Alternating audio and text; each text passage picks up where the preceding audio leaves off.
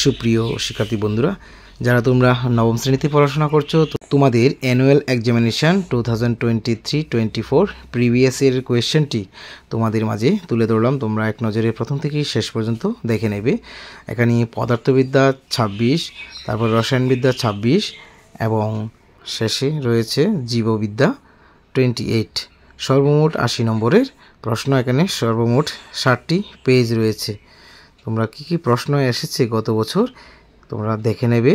এবারও এই প্রশ্নগুলি থেকে কিছু অংশের প্রশ্ন আসার সম্ভাবনা রয়েছে। আশা করছি তোমরা সিলেবাসটি সম্বন্ধে ধারণা রয়েছে। জীববিদ্যা কিংবা পদার্থবিদ্যা ও রসায়ন কোন কোন অধ্যায়গুলি থেকে কত মানের প্রশ্ন আসবে তোমরা জেনে গেছো। তো তোমরা এই প্রশ্নটি দেখলেই অনুধাবন করতে পারবে। তোমরা মিলিয়ে নেবে কোন অধ্যায় থেকে কত নম্বর মানের প্রশ্ন আসবে।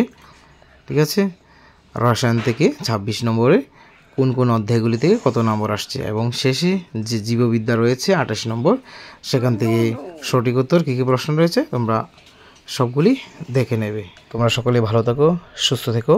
টিবিসি মাই স্টাডি চ্যানেলটিকে সাবস্ক্রাইব করে জুড়ে থেকো। Always by the side of the students. Thank you.